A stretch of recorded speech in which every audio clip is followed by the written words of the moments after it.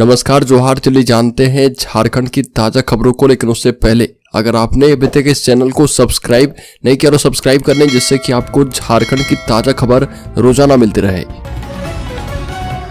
सबसे पहले खबर, राशन नहीं उठाने वालों के कार्ड किए जाएंगे रद्द। 3 वर्षों से राशन नहीं उठाने वालों पर कार्रवाई, जिला आपूर्ति पदाधिकारी ने जारी की है चिट्ठी। बोकारो जिला आपूर्ति पदाधिकारी शालिनी खालखो ने कहा कि जिले में ऐसा पाया गया है कि कुछ कार्डधारियों के द्वारा विगत 3 वर्षों या फिर उससे भी अधिक समय से खाद्यान्न का उठाव नहीं किया गया है और इससे यह प्रतीत होता है कि वैसे लाभुकों को राशन की आवश्यकता नहीं है और वर्तमान में कई योग्य लाभुक राशन कार्ड हेतु ऑनलाइन आवेदन के पश्चात प्रतीक्षारत हैं और परंतु रिक्ति के अभाव में राशन कार्ड निर्गत नहीं हो पा रहा। ऐसी स्थिति में राशन उठाव नहीं करने वाले कार्डधारियों का राशन कार्ड रद्द करने की कार्रवाई की जानी है। वैसे लाभुक जो विगत 3 वर्षों से राशन का उठाव नहीं कर रहे, उनका राशन कार्ड रद्द करने की कार्रवाई अब की जाएगी। अगली खबर 21 को झारखंड में उलगुलान रैली, शामिल होंगे इंडिया गठबंधन के बड़े चेहरे।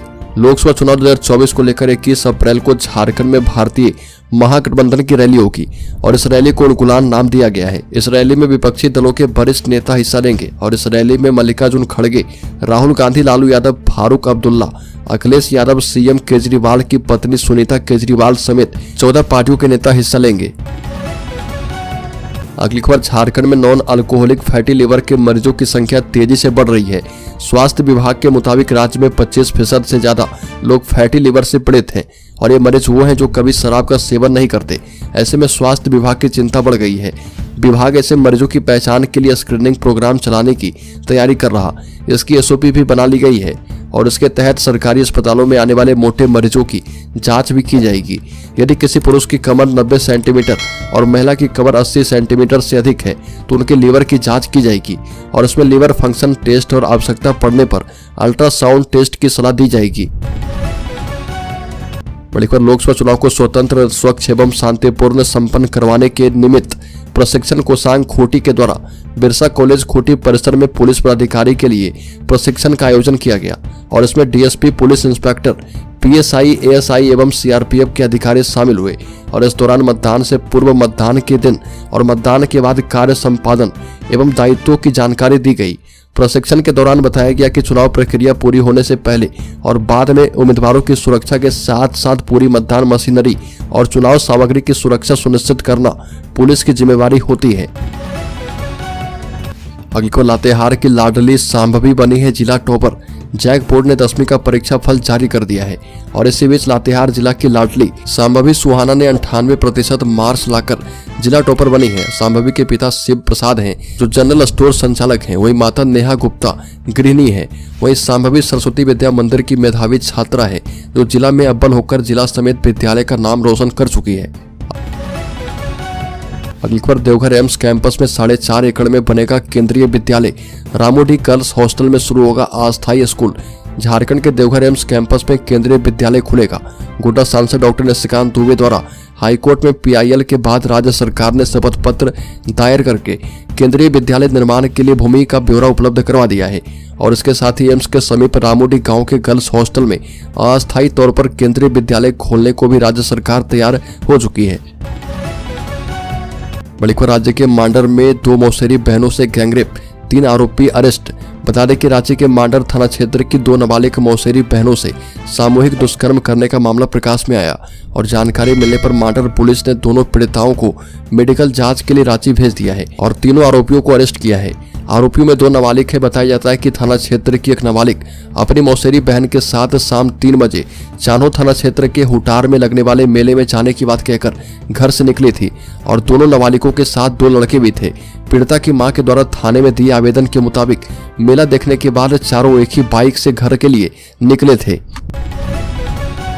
बड़ी खबर, उलगुलान महारैली में गढ़वा से शामिल होंगे 25,000 कार्यकर्ता। रांची में 21 अप्रैल को आयोजित उलगुलान महारैली ऐतिहासिक होने वाली है। इस महारैली में गढ़वा से लगभग 25,000 कार्यकर्ता शामिल हो रहे।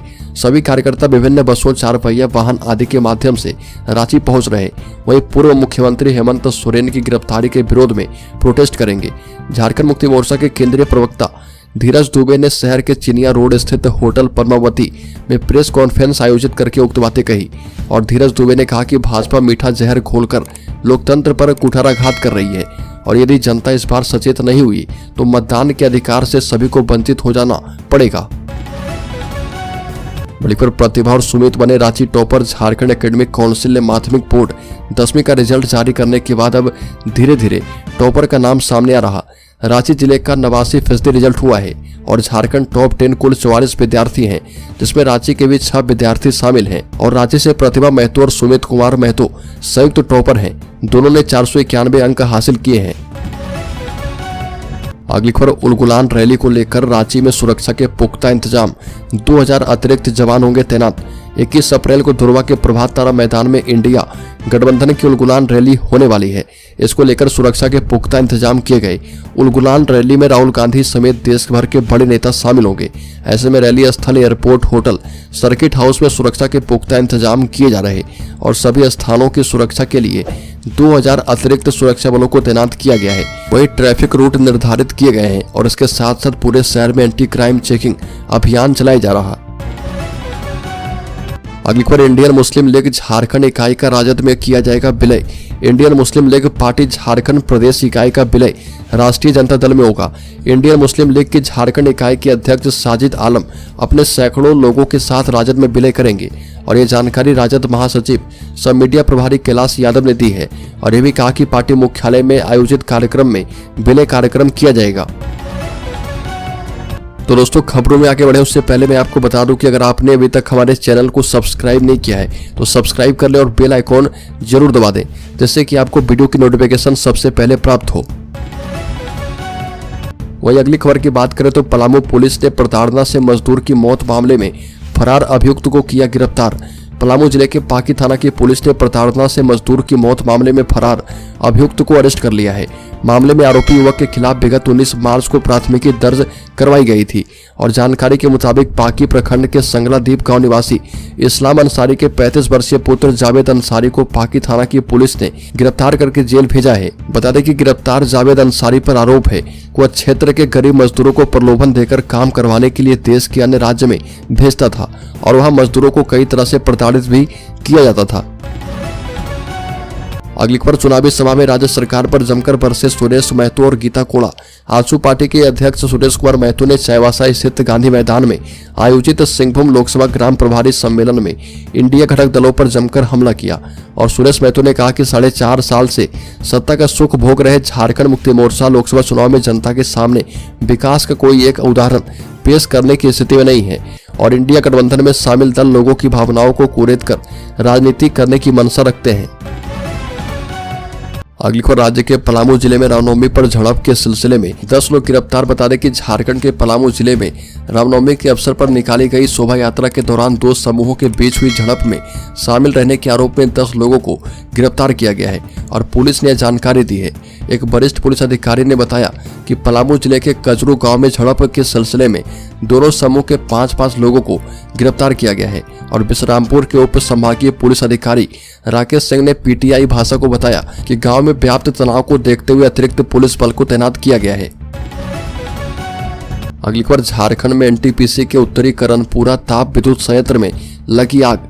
झारखंड के चतरा जिले में स्थित राष्ट्रीय ताप विद्युत निगम के उत्तरी करणपुरा ताप विद्युत संयंत्र में भीषण आग लग गई। अधिकारी ने जानकारी दी।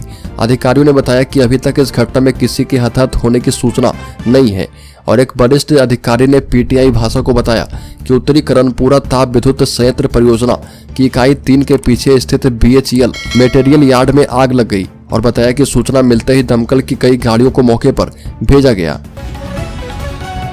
अगली खबर राज्य के पूर्व मुख्यमंत्री हेमंत सोरेन की गिरफ्तारी के खिलाफ कल्पना सोरेन ने कहा कि देश के लोकतंत्र और संविधान की रक्षा के लिए संवैधानिक संस्थाओं की स्वायत्तता के लिए अन्यायपूर्ण तरीके से जेल में बंद जन नेताओं की रिहाई के लिए जल जंगल जमीन की रक्षा के लिए उलगुलान न्याय रैली इतिहास रचने जा रही है और झारखंड और झारखंडियत की रक्षा के लिए 1932 खतियान सरना आदिवासी धर्म कोड झारखंड में आदिवासी पिछड़ों और दलित के आरक्षण में बढ़ोतरी और झारखंड के पिछड़े वर्ग को 27% आरक्षण हो मुंडारी और कुड़खू भाषा को 8वीं अनुसूची में शामिल करवाने और झारखंड के 1,36,000 करोड़ रुपए बकाया राशि की मांग की आवाज को बुलंद करने के लिए 21 अप्रैल को रांची चलने का आह्वान किया है।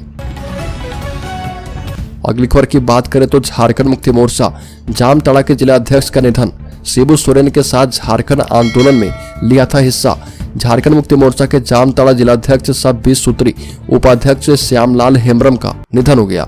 वो लंबे समय से बीमार चल रहे थे। दुर्गापुर स्थित हेल्थ वर्ल्ड हॉस्पिटल में इलाज के क्रम में उन्होंने देर रात अंतिम सांस ली। श्यामलाल हेम्ब्रम की जिले की राजनीति में एक विशेष पहचान रही है और अलग राज्य के आंदोलन में देशोम गुरु शिबू सोरेन के साथ सक्रिय रूप से भाग ले चुके थे। बड़ी खबर, लोहार जाति को एसटी सूची से हटाने पर झारखंड हाईकोर्ट ने केंद्र और राज्य सरकार से मांगा जवाब।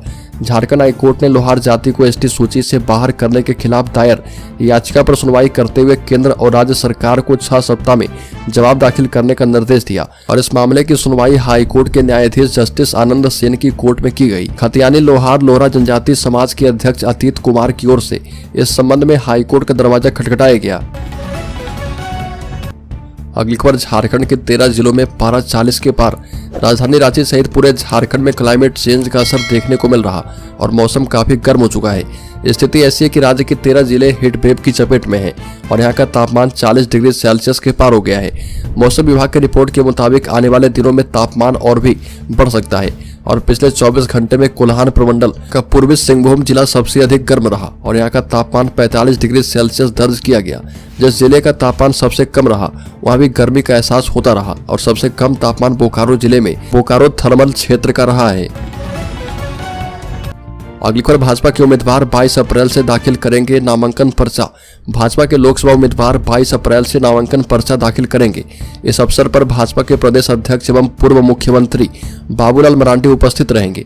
जानकारी के मुताबिक 22 अप्रैल को सिंहभूम लोकसभा क्षेत्र की उम्मीदवार गीता कोड़ा, 23 अप्रैल को खूंटी लोकसभा क्षेत्र के उम्मीदवार केंद्रीय मंत्री अर्जुन मुंडा, 24 अप्रैल को लोहरदगा लोकसभा क्षेत्र के उम्मीदवार समीर उरांव और पलामू लोकसभा क्षेत्र के उम्मीदवार बीडी राम अपना नामांकन दाखिल करेंगे। उल्लेखनीय कि झारखंड की 4 लोकसभा सीटों पर चुनाव के लिए नामांकन प्रक्रिया शुरू हो गई है।